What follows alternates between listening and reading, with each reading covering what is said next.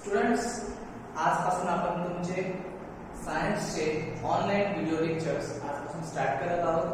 तर 10वीच्या सायन्समध्ये आणि तुमच्या 9वीचा जो सायन्स होता याचा सिलेबस जो आहे तो जवळपास सिलेबसच्या दृष्टीने तो सारखाच आहे, पण जे काही टेक्स्ट बुक आहे त्याच्यामध्ये थोडासा या ठिकाणी फरक आहे.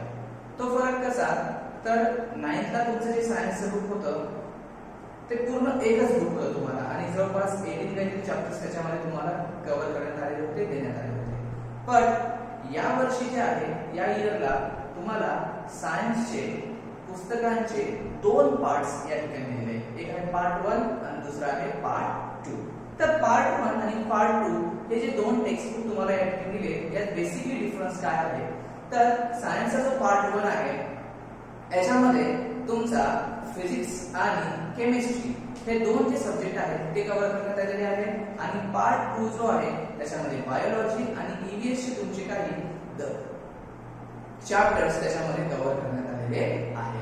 तर आजपासून आपण सायन्स पार्ट 1 चा फिजिक्सचा फर्स्ट चॅप्टर या ठिकाणी स्टार्ट करणार आहोत. त्याचं नाव आहे ग्रॅव्हिटेशन. ठीक आहे. तर स्टुडंट्स, ग्रॅव्हिटेशन म्हणजे काय तुमच्या सर्वांना तर ऑलरेडी याची इन्फॉर्मेशन आहेच. 8th 9th स्टँडर्डला ग्रॅव्हिटेशन अबाउट आपण सर्वांनी इन्फॉर्मेशन घेतलीच आहे. ग्रॅव्हिटेशन म्हणजे काय हे बेसिकली आपल्याला माहितीच आहे. तरी सुद्धा या ठिकाणी आपल्याला हा जो काही लेसन आहे या लेसनचं डीपली आपल्याला आता या ठिकाणी स्टडी करायचे. तर सगळ्यात पहिले मी तुम्हाला या चॅप्टर मधले कंटेंट्स काय काय आहेत ते या ठिकाणी एकदा मी तुम्हाला सांगतो. सगळ्यात पहिलं आहे ग्रॅव्हिटेशन. तर ग्रॅव्हिटेशन मध्ये आपल्याला या ठिकाणी काय बघायचं आहे, तर ग्रॅव्हिटेशन मध्ये याच्यात आपल्याला या ठिकाणी हे बघायचं आहे की ग्रॅव्हिटेशन जे आहे याचा सर्च कसा झाला, कोणी केला आणि त्याच्यामध्ये डिटेल स्टडी आपल्याला इथे करायची आहे. दुसरं सर्क्युलर मोशन आणि सेंट्रिपिटल फोर्स. तर सर्क्युलर मोशन आणि सेंट्रिपिटल फोर्स याचे तुम्हाला आतापर्यंत फक्त डेफिनेशन झालेले आहे. आता या ठिकाणी तुम्हाला त्यांची डेफिनेशन तर आहेच, पण त्याचबरोबर याचे ऍप्लिकेशन काय आहे सायन्सच्या दृष्टिकोनातून सर्क्युलर मोशन आणि सेंट्रिपिटल फोर्स याचे उपयोग काय आहे, ऍप्लिकेशन्स काय ते आपल्याला इथे बघायचे. त्यानंतर केपलर्स लॉ. जवळपास या ठिकाणी 3 केपलर्स लॉ आहेत आणि ते तिन्ही केपलर्स लॉ आपल्याला इथे स्टडी करायचे जे तुम्हाला पुढे चालून सुद्धा यूज मध्ये येईल. Next Newton's universal law of gravitation. Newton's universal law of gravitation म्हणजे F = G m1 m2 भागिले r². हा जो फॉर्म्युला आहे याचं डेरिवेशन आपल्याला बघायचं आहे आणि याचं डेरिवेशन आपल्याला बघून त्या डेरिवेशनचा केपलरच्या लॉशी कसा संबंध आहे तो पण आपण या ठिकाणी शिकणार आहोत आणि ते रिलेशन शिकल्यावर याच्यावर डिपेंड असलेले Newton's universal law of gravitation याच्यावर डिपेंड असलेले न्यूमेरिकल सुद्धा आपल्याला इथे सॉल्व्ह करायचे. Acceleration due to the gravitational force of the earth, ज्याला आपण जनरली सगळेजण स्मॉल g या नावाने ओळखतो. स्मॉल g ची व्हॅल्यू तुम्हाला माहिती आहे 9.18 मीटर/सेकंड². तर त्याची पण आपल्याला इथे माहिती घ्यायची आहे, त्याची व्हॅल्यू काढायची आहे. तुम्ही आतापर्यंत फक्त बघितले की g = 9.18 मीटर/सेकंड². हे तुम्ही काय केली आहे, व्हॅल्यू तुम्हाला माहिती आहे, पण ती नेमकी एक्झॅक्टली ती व्हॅल्यू आली कशी ती आपल्याला इथे बघायची. Next free fall. नावात काय फ्री फॉल. फॉल म्हणजे काय, पडणे. ओके, खाली नाही. आणि फ्री म्हणजे कोणताही ऑब्जेक्ट ज्यावेळेस खाली येतो जर त्या ऑब्जेक्टवर फक्त आणि फक्त अर्थचा ग्रॅव्हिटेशनल फोर्सचा जर इन्फ्लुएन्स असेल, if any object which is moving towards the earth due to only and only influence of the earth, फक्त आणि फक्त पृथ्वीच्या अर्थच्या ग्रॅव्हिटेशनच्या इन्फ्लुएन्समुळे जर एखादा ऑब्जेक्ट मूव्ह होत असेल आणि त्याच्यावर फक्त आणि फक्त ग्रॅव्हिटेशन फोर्सच ऍक्ट होत असेल तर त्याला फ्री फॉल असं म्हणतात. बाकी कोणताही फोर्स त्याच्यावर नकोय. ठीक आहे. जसं एखादा फळ जरी खाली पडतोय तर त्याच्यावर फ्रिक्शनल फोर्स यायलाच, मग त्याला आपण फ्री फॉल म्हणायचं का ते आपण बघूया. पुढे ज्यावेळेस आपण फ्री फॉल बघतोय त्याच्यामध्ये आपण डिटेलमध्ये त्याची स्टडी करूया. Next escape velocity.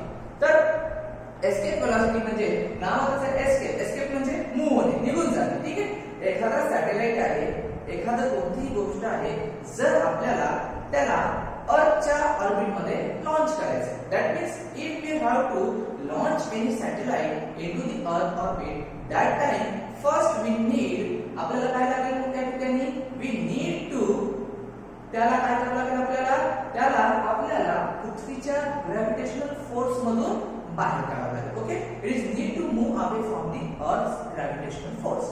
मग त्या सॅटेलाइटला त्याचा जो काही लॉन्चिंग व्हेइकल असेल, त्या लॉन्चिंग व्हेइकलला जसं की तुम्हाला माहितीच आहे जीएसएलव्ही पीएसएल वगैरे असे लॉन्चिंग व्हेइकल्स आहेत, तर त्या लॉन्चिंग व्हेइकलला आपल्याला अशी व्हेलॉसिटी द्यावी लागेल जी व्हेलॉसिटी अर्थच्या ग्रॅव्हिटेशनला बीट करून काय करेल, त्या ऑब्जेक्टला पृथ्वीच्या अर्थच्या ग्रॅव्हिटेशनच्या बाहेर नेऊन सॅटेलाइट आपली जी काही ऑर्बिट आहे त्या ऑर्बिटमध्ये त्या सॅटेलाइटला ती लॉन्च करेल. तर त्या व्हेलॉसिटीला एस्केप व्हेलॉसिटी म्हणतात. तर एस्केप व्हेलॉसिटी पण आपल्याला डिटेलमध्ये स्टडी तर करायचीच आहे आणि त्याच्यावरची काही न्यूमरिकल्स आहेत ते आपल्याला बघायचे आहेत. तर हे सिम्पली कंटेंट आहे, एकानंतर एक आपल्याला या ठिकाणी बघायचेच आहे. तर सगळ्यात पहिले हा लेसन जो आहे, हा चॅप्टर जो आहे, हा स्टार्ट करण्याच्या पहिले आपल्याला त्याचं या ठिकाणी रिव्हिजन करायचं आहे. रिव्हिजन म्हणजे तुम्ही आतापर्यंत जे काही शिकलेलं आहे त्याला आपल्याला या ठिकाणी रिकॉल करायचं आहे, थोडंसं आठवण करायचं आहे. सगळ्यात पहिले effect of force on an object. कोणत्याही ऑब्जेक्टवर फोर्सचा काय इफेक्ट होतो? सिंपल सी गोष्ट आहे. आता माझ्या हातात एखादा ऑब्जेक्ट आहे, याच्यावर आपण फोर्स लावला तर काय होणार? मोशन मध्ये जाणार. आणि एखादा ऑब्जेक्ट मोशन मध्ये आहे, त्याला फोर्स लावला तर तो काय होईल? स्टॉप होईल. दॅट मीन्स सिंपल सांगायचं म्हणजे स्टेशनरी ऑब्जेक्ट जो आहे त्याला फोर्स लावला तर तो काय होतो? मोशन मध्ये येतो. आणि मोशन मधला जो ऑब्जेक्ट आहे त्याला फोर्स लावला तर तो स्टॉप होतो. तुम्हाला असं कसं? तर बघा, आपली सायकल आहे, स्टेशनरी आहे, एका ठिकाणी ती थांबून आहे. ज्यावेळेस आपण त्याला काय करतो, आपण त्याला ज्यावेळेस मस्क्युलर फोर्स लावतो, आपण ज्यावेळेस त्याला पॅडल मारतो त्यावेळेस ती काय होते? मोशन मध्ये सेट होते. राईट? स्टेशनरी होती, फोर्स मुळे ती काय झाली? मोशन मध्ये गेली. आणि ती सायकल आता कंटिन्युअसली कशी आहे? मोशन मध्ये आहे. पण जर तुम्हाला तिला स्टॉप करायचं असेल तुम्ही काय करसाल? ऑब्वियसली आपण ब्रेक लावणार. आणि ब्रेक म्हणजे काय आला? ब्रेक म्हणजे त्या ठिकाणी आलाय तो आपला फ्रिक्शन फोर्स, म्हणजे तोही फोर्सच आहे. ब्रेक लावल्यामुळे काय झालं? जो ऑब्जेक्ट मोशन मध्ये होता तो काय झाला? स्टेशनरी. म्हणजे आपण त्या ऑब्जेक्टची काय बदललो? स्टेट ऑफ मोशन चेंज करतोय. म्हणजे आपण मोशन मध्ये असलं त्याला रेस्ट करतोय, रेस्ट असलं तर त्याला मोशन मध्ये करतोय. म्हणजे स्टेशनरीचं मोशन आणि मोशनचं स्टेशनरी. कशाच्या मदतीनं? फोर्सच्या मदतीनं. हा एक झाला इफेक्ट. दुसरा इफेक्ट त्याचा आहे डायरेक्शन चेंज करणं. आता तुम्ही सायकलच चालवताय, सायकल चालवताना आपल्या हातामध्ये सायकलचं काय असतं? आपल्या हातामध्ये सायकलचं हँडल असतं. तर त्या हँडलला जर आपण मस्क्युलर फोर्सच्या मदतीने काय केलं? टर्न केलं तर त्यावेळेस काय होतं? डायरेक्शन चेंज होतं. म्हणजे सिंपल सी गोष्ट आहे की फोर्सच्या मदतीने आपण काय करू शकतो? डायरेक्शन सुद्धा चेंज करू शकतो. ओके, त्याचबरोबर तिसरा आता आपल्याला इफेक्ट बघायचा आहे. तो इफेक्ट काय आहे? तो इफेक्ट या ठिकाणी आहे शेप. आता एखादा ऑब्जेक्ट आहे कोणताही ज्याचा आपण शेप बदलू शकतो, त्याच्यावर आपण फोर्स लावला तर त्याचा शेप काय होणार? त्या ठिकाणी बदलला जाणारच आहे. अजून चौथा त्या ठिकाणी ऑब्जेक्ट आहे, पॅरामीटर आहे, तो आहे स्पीड. आता तुमच्या सायकलची स्पीड जनरली समजा आपली 10 ची स्पीड आहे, किलोमीटर पर आवर ची समजा आहे. आपण जोरात अजून जर फोर्स लावला तर ती काय होईल? अजून त्याची स्पीड वाढणार आहे. ठीक आहे ना? म्हणजे वेगवेगळे पॅरामीटर्स आहेत ज्याच्यावर फोर्सचा काय होत असतो या ठिकाणी इफेक्ट होत चाललेला आहे. पहिला इफेक्ट आपण बघितला, रेस्ट मध्ये होतं, त्याला आपण काय केलं? मोशन मध्ये आणलं. मोशन मध्ये आपण काय केलं? रेस्ट मध्ये आणलं.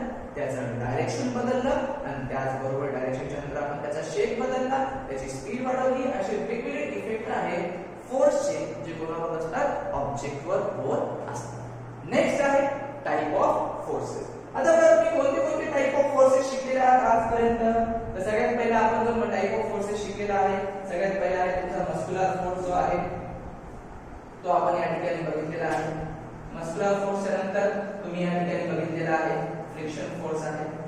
ओके, फ्रिक्शन फोर्स आहे. फ्रिक्शनच्या नंतर तुम्ही बघितलेला आहे मेकॅनिकल फोर्स आहे. मेकॅनिकल फोर्सच्या नंतर आपण त्या ठिकाणी बघितलेला आहे मॅग्नेटिक फोर्स आहे. मॅग्नेटिक फोर्सच्या नंतर इलेक्ट्रोस्टॅटिक आहे. इलेक्ट्रोस्टॅटिकच्या नंतर ग्रॅव्हिटेशन आहे.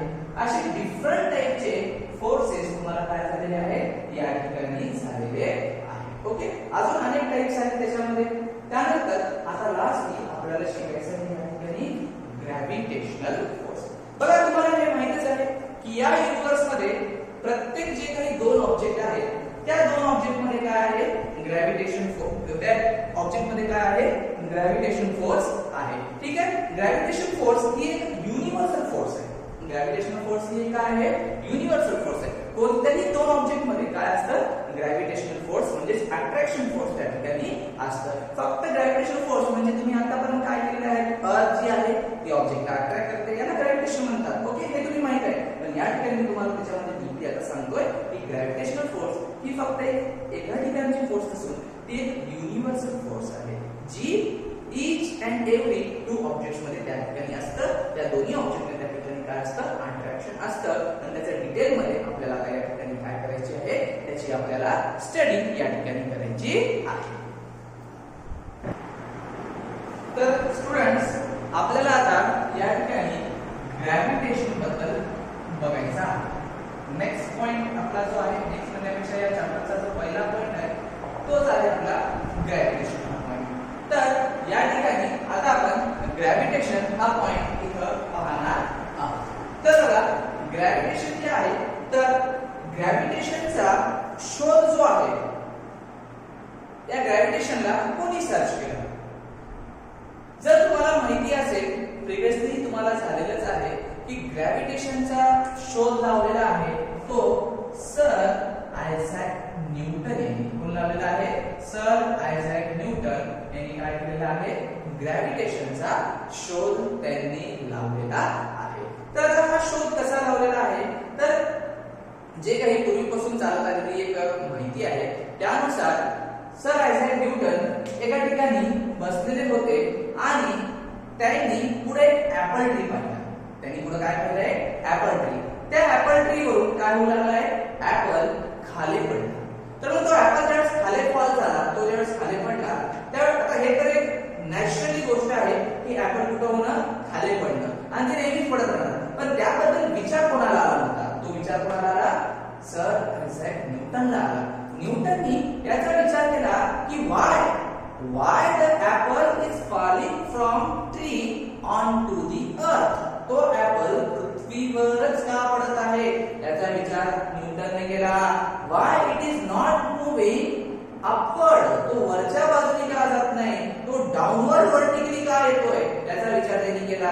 त्यांना वाटलं की बाबा का हा ऍपल असा का होतोय, हा डाऊनवर्ड व्हर्टिकली म्हणजे खालच्या बाजूने तो का येतोय, तो हॉरिझॉन्टली का नाही जात, तो ऍट अँगल का नाही जात, तो वर व्हर्टिकली का नाही जात याचा विचार त्यांनी केला. आणि after lot of thought he concluded that, खूप विचार केल्यावर त्यांनी असं कन्क्लुजन केलं की earth must have some attraction force which is directed towards the centre of the अर्थ.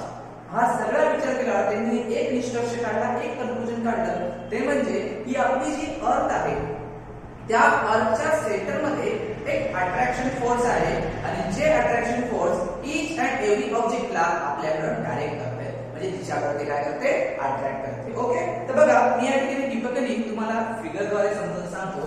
तर बघा ही आपली एक अर्थ आहे. ठीक आहे, या अर्थच्या वर हा ट्री, बेसिकली याला आपण ऍपल ट्री म्हणूया, याला ऍपल्स लागलेले आहेत.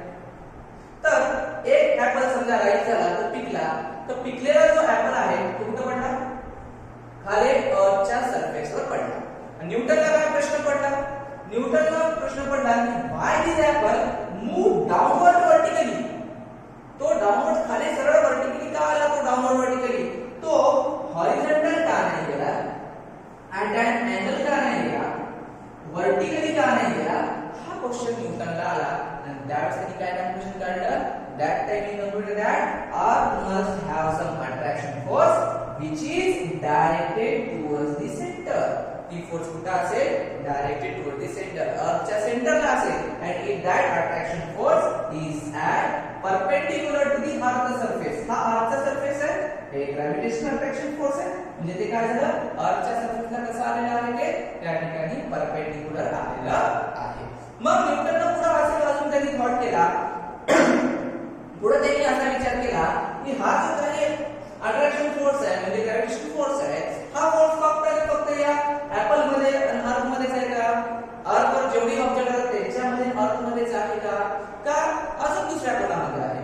त्याने असा विचार केला की इथं वर हा मोठा काय आपला मून आहे, तर या मून मध्ये आणि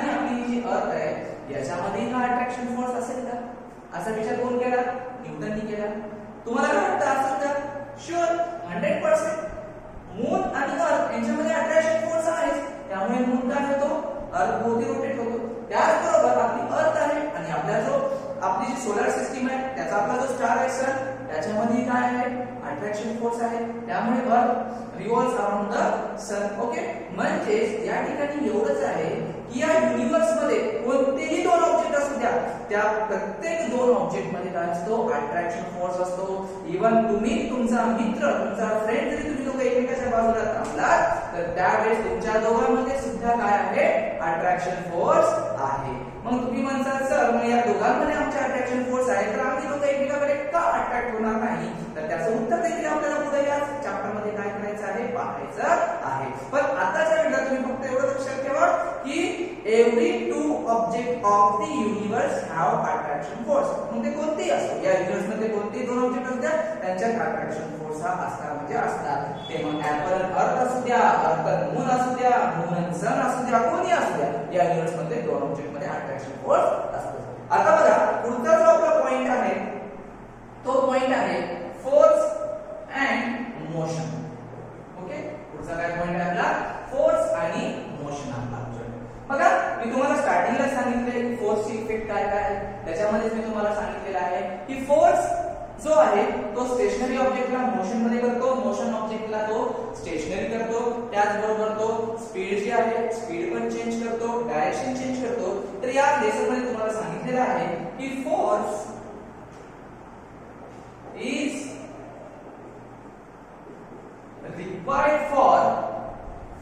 required to change speed as well as direction of the motion.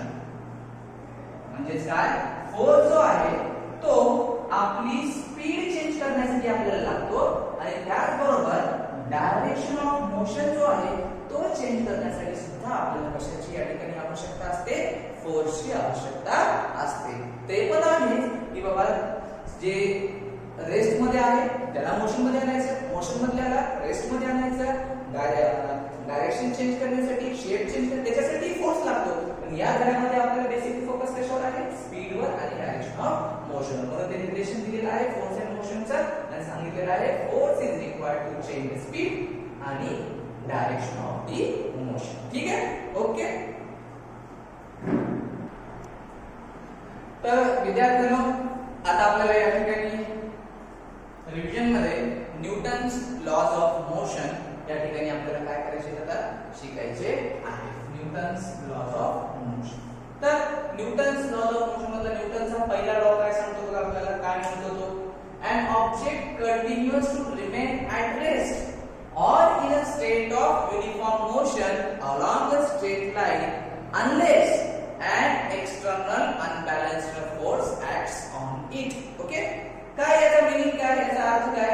आता समजा आपला एखादा ऑब्जेक्ट आहे, तो ऑब्जेक्ट स्टेट मध्ये असू द्या किंवा यांनी म्हणल्याप्रमाणे युनिफॉर्म मोशन मध्ये असू द्या, जोपर्यंत त्याच्यावर अनबॅलन्स फोर्स ऍक्ट होत नाही तोपर्यंत तो त्याचा युनिफॉर्म मोशन किंवा रेस्टची जी पोझिशन आहे तो त्याची चेंज करत नाही. बघा आता या ठिकाणी हा ऑब्जेक्ट आहे, याच्यावर जर समजा बॅलन्स फोर्स आपण लावला, इकडून 10 न्यूटन इकडून 10 न्यूटन, हा काय बॅलन्स फोर्स आहे, काही चेंज होईल काहीच नाही, हा रेस्ट मध्ये आहे तर रेस्ट मध्ये राहणार. पण आता जर आपण याच्यावर अनबॅलन्स फोर्स लावला, दोघांची डायरेक्शन सेम आहे, मॅग्निट्यूड तर तेवढंच आहे 10 न्यूटन 10 न्यूटन, पण आता हा अनबॅलन्स फोर्स झाला. तर यावेळेस मग काय होईल, आता या अनबॅलन्स फोर्स मुळे जो काही आपला हा अनबॅलन्स फोर्स आहे या अनबॅलन्स फोर्स मुळे तो काय झालाय मोशन मध्ये आलाय. आणि न्यूटन आपल्याला फर्स्ट लॉ मधून तेच सांगतात की कोणत्याही ऑब्जेक्टला त्याचं स्टेट म्हणजे काय, एकतर तो युनिफॉर्म मोशन मध्ये असेल किंवा तो रेस्ट मध्ये असेल. जर ती चेंज करायची असेल, रेस्टची मोशन मध्ये आणायची, मोशनची रेस्ट मध्ये आणायची असेल तर आपल्याला त्याच्यावर काय लावावं लागेल, अनबॅलन्स्ड फोर्स लावावा लागेल. ओके, दुसरा लॉ काय म्हणतो, the rate of change of momentum is directly proportional to the applied force. काय म्हणतो, the rate of change of momentum is directly proportional to the applied force and the change of momentum occurs in the direction of force. force and the change of momentum occurs in the direction of force. ठीक है, आता बघा या ठिकाणी rate of change of momentum is directly proportional to the applied force. याचा अर्थ जे काही आपण फोर्स लावतो ती मोमेंटमला काय असणार आहे, डायरेक्टली प्रोपोर्शनल असणार आहे. ठीक आहे, F is directly proportional to the momentum. तर पहिल्या प्रश्नाला इथं मोमेंटम म्हणजे काय, तर मोमेंटम तुम्ही नवीला शिकलात, p ने डोनेट करतात आणि p mv. p म्हणजे मोमेंटम आहे, m म्हणजे मास आहे आणि v म्हणजे वेलोसिटी आहे. आणि याच्यावरूनच म्हणजे न्यूटनचं सेकंड इक्वेशन होतं, याच्यावरूनच आपण एक डेरिव्हेशन त्या ठिकाणी केलं, त्यातून आपल्याला फॉर्म्युला भेटला होता F ma. आठवतं का तुम्हाला हा फॉर्म्युला? जर नाही आठवत असेल तर नववीच्या पुस्तकात जा आणि सेकंड न्यूटनचा जो लॉ आहे त्या लॉवरून हा जो काही फॉर्म्युला आहे तो फॉर्म्युला तुम्हाला काय करायचा आहे, डेरिव्हेशन त्याचं बघायचं आहे. आता बघा जो तिसरा लॉ आहे, तिसरा लॉ काय म्हणतो आपल्याला, every action force has an equal and opposite reaction force which acts simultaneously. कोणती ऍक्शन फोर्स असू द्या, त्या ऍक्शन फोर्सला काय असते, रिएक्शन फोर्स असते. आणि काय सांगितलंय, त्या दोघांचं मॅग्निट्यूड काय असतं म्हणे, इक्वल. मॅग्निट्यूड म्हणजे काय, हे बघा इथे लिहिलंय, हे 10 न्यूटन जे लिहिलंय हे झालं मॅग्निट्यूड आणि त्याचे डायरेक्शन कसं असतं म्हणले मी, अपोजिट. तर बघा हे सांगण्यासाठी मी तुम्हाला एक सिंपल या ठिकाणी एक्झाम्पल देतोय. तर ते एक्झाम्पल या ठिकाणी आपण सिंपलचं गनचं एक्झाम्पल देतो मी तुम्हाला. आपली जी गन आहे, छोटीशी जी बंदूक आहे, बघा या ठिकाणी मी तुम्हाला बंदूक काढतो छोटीशी. बघा ठीक आहे, या ठिकाणी बंदूक आपली समजा छोटीशी,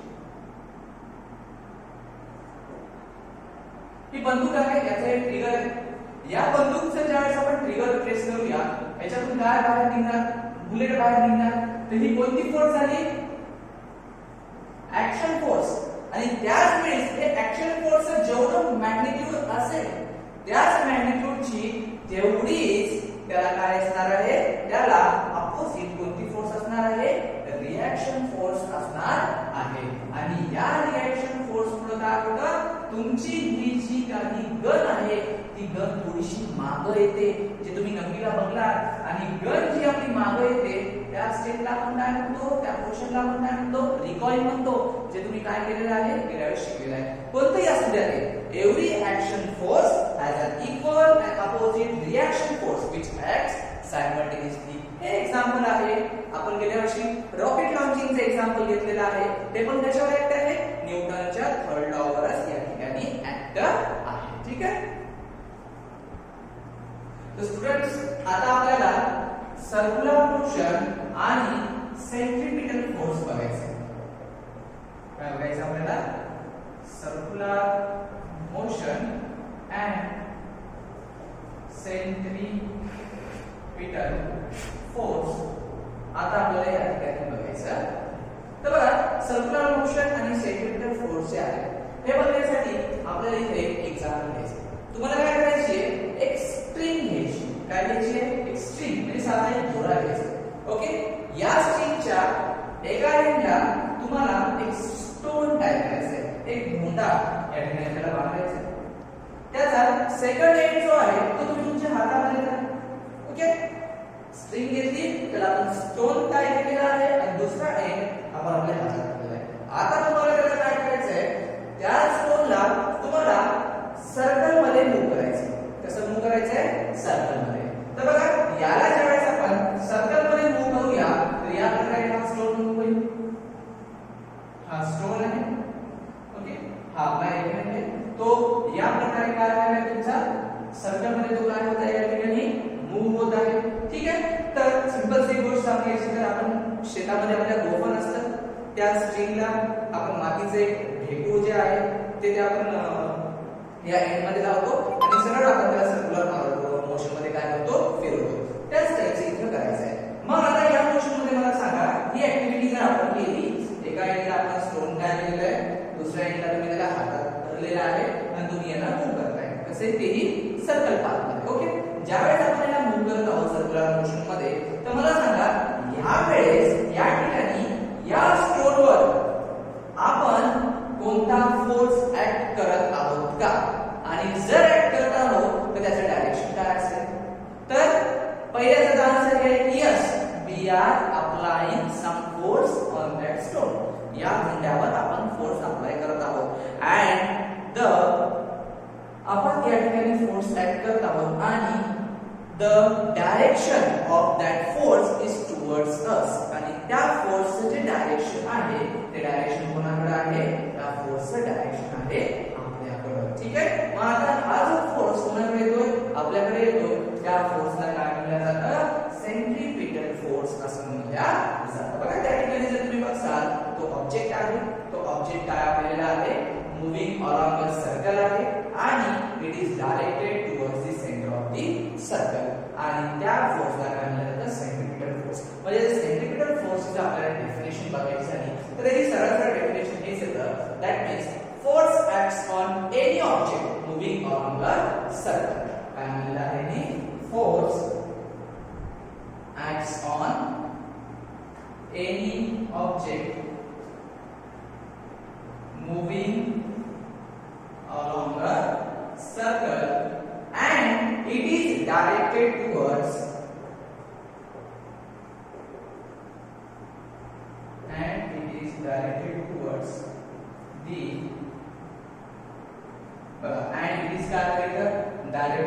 the center of the circle.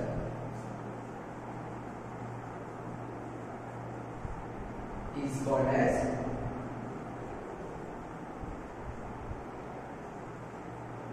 centripetal force. ठीक है. ही सिंपल सी centripetal force की definition है. काय definition? Force acts on any object moving along a circle. हा object आहे. Object काय आहे? Circle मध्ये move व्हायला आहे आणि it is directed towards the center of the circle. आणि always it is trying to be move towards the center. That's called centripetal force. बघा आता आपण सेंट्रीपिटल या शब्दाचा जर शब्दशः अर्थ काढला तर सेंट्रीपिटल पिटल म्हणजे टुवर्ड्स. पिटल मीन्स काय? टुवर्ड्स. सेंट्री म्हणजे हा जो असा फोर्स ज्या फोर्समुळे ऑब्जेक्ट कोणाकडे मूव्ह व्हायचा प्रयत्न करतो? सेंटरकडे मूव्ह व्हायचा प्रयत्न करतो. त्याला काय म्हणतात? सेंट्रीपिटल फोर्स म्हणतात. आणि कोणत्याही ऑब्जेक्टला आपण सर्क्युलर पाथमध्ये मोशन करत असतो आणि त्यावेळेस आपण जो फोर्स लावतो तो आहे सेंट्रीपिटल फोर्स. पुढचा सर्क्युलर मोशन म्हणजे काय? सर्क्युलर मोशन म्हणजे काय? The object which move along a circle have a circular motion. कोणताही ऑब्जेक्ट जर सर्क्युलर पाथ मध्ये मूव्ह करतो त्याला कोणता मोशन असतो? सर्क्युलर मोशन असतो. ठीक आहे. आता याचं प्रॅक्टिकल आपल्याला या ठिकाणी काय करायचं आहे? एक एक्झाम्पल बघायचं आहे. बघा या ठिकाणी ही आपली अर्थ आहे. या ठिकाणी घेऊया आपण एक्झाम्पल. ही आपली अर्थ आहे. ओके. आता ही आपली जी अर्थ आहे ठीक आहे हे घेऊया सिंपल छोट्या जागेमध्ये आणि हा आहे आपला मून. राईट. आपली जी अर्थ आहे या अर्थचा मून हा काय? नॅचरल सॅटेलाइट आहे. बरोबर. आणि हा मून काय करतो? पृथ्वीच्या भोवती तो रोटेट होतो, रिव्हॉल्व होतो. राईट. मग यावेळेस मला सांगा हा पृथ्वीच्या भोवती रोटेट होतो त्यावेळेस पृथ्वी अर्थ त्याच्यावर कोणता तरी फोर्स लावत असेल आणि त्या फोर्सचं डायरेक्शन काय असेल? ऑब्वियसली पृथ्वी त्याच्यावर फोर्स लावते आणि त्या फोर्सचं डायरेक्शन काय असतं? टुवर्ड्स दी अर्थ. त्या फोर्सचं डायरेक्शन काय असतं? टुवर्ड्स दी अर्थ हे त्या फोर्सचं डायरेक्शन असतं. आणि